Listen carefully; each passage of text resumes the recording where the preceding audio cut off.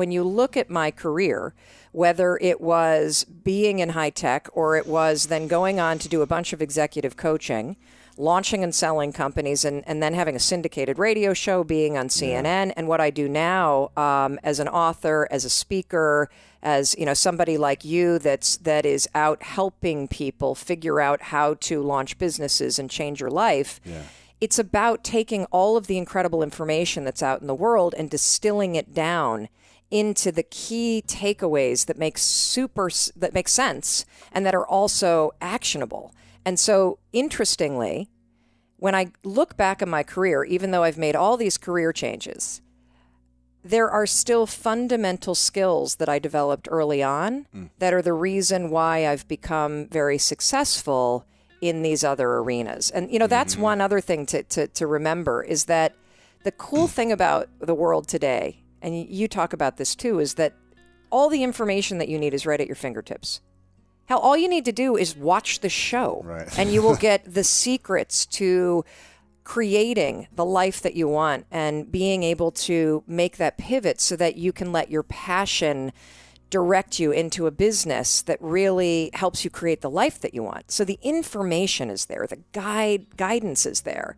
But the thing that's so difficult for most of us is how, when you're alone and you turn off this show, do you push through the excuses, the habits, the fears, and the actual physical constraints that you have in your life right now so that you can make the pivot?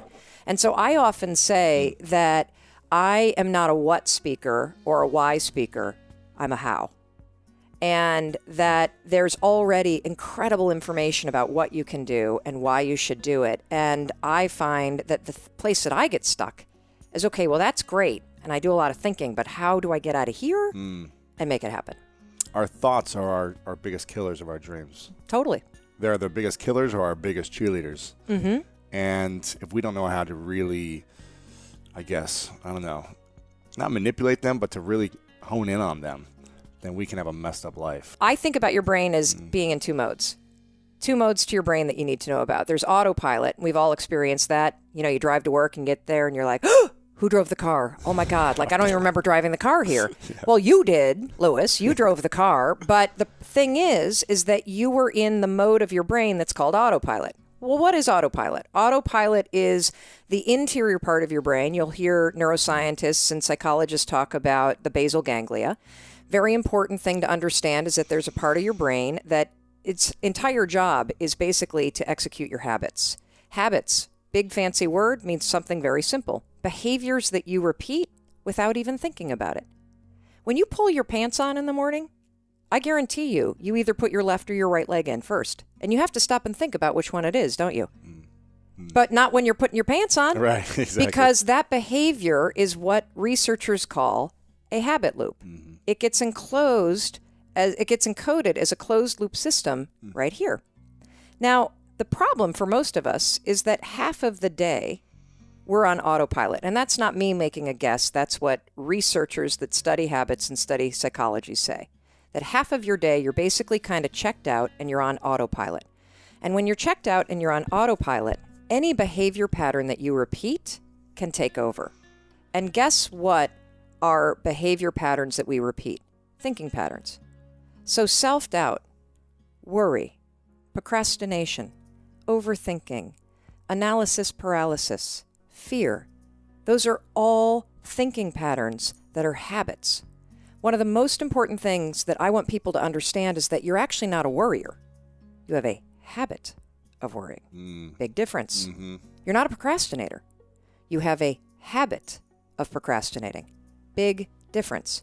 And when you understand that any behavior pattern, whether it is a thinking pattern like you doubt yourself all the time, or you get trapped upstairs noodling everything and you can never get started, or whether it's a behavior pattern like you drink too much, or you snap at your kids, or you micromanage your team. Every one of those behavior patterns and thinking patterns can actually be interrupted and replaced using science. Now, let's talk about the second part of the brain. Drive. That's this puppy right here. This is what you want. This is your prefrontal cortex. Drive is the mode where you're in charge of your thoughts, okay? It's where you are fully awake, you are present, and you are driving your thoughts and actions.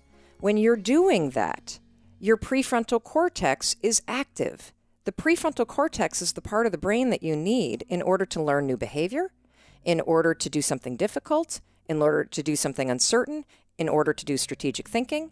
So I'm going to give you an example. So I'm a righty.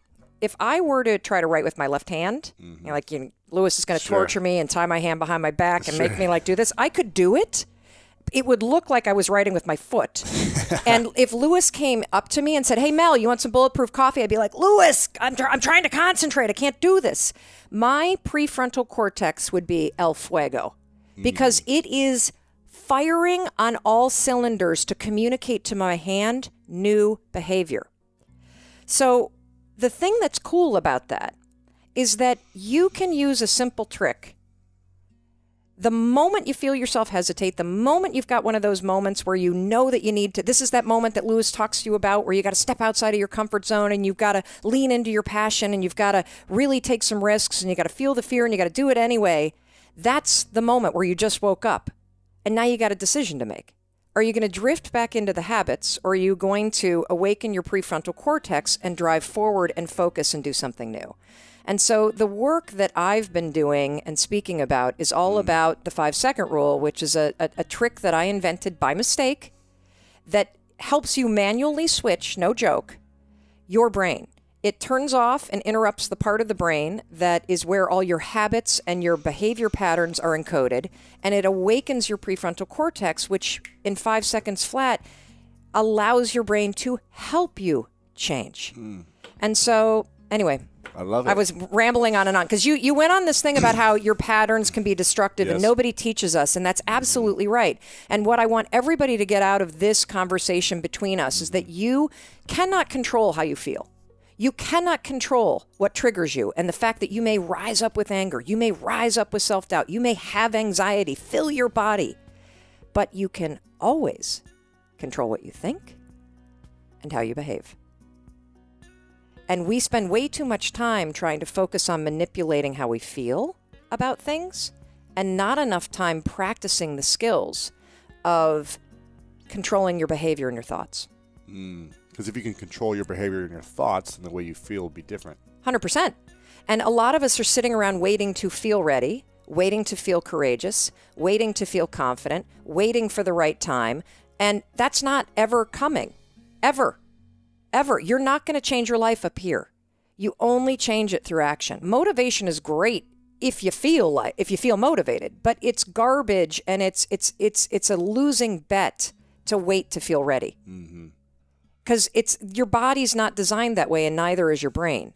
And so I want everybody to understand that first of all, you can't control the things that trigger you and the fact that you're going to feel afraid and you're going to feel doubt and you're going to feel uncertain.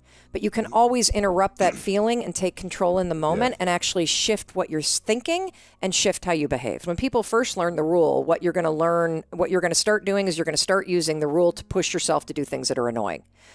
You're going to push yourself to get up on time. You're going to push yourself to work on your business plan. You're going to push yourself to make calls that are scary. You're going to push yourself to get to the gym. You're going to push yourself to speak up more at work. You're going to push yourself to put the booze down. Behavioral. And then you're going to start to actually use it to change the thinking patterns that are self-sabotaging. This is a really cool little trick to bring out the most powerful side of you. But can I use this to actually cure myself of anxiety? And the answer is yes, you can. By the way, anxiety is nothing more than the habit of worrying, spiraling out of control. And body feelings triggering now the habit of obsessive worrying that turns into anxiety and then kind of escalates to panic. I started using the 5-second rule to interrupt my thoughts every time I would feel that kind of worry kick in. And because the prefrontal cortex is awakened when you use it, your mind is now ready to take on a totally different thought. It's a very different strategy than just trying to switch the channel on what you're thinking, because you're actually inserting the step that nobody talks about, which is switching the gears in your mind so that your mind can actually take and believe the thinking.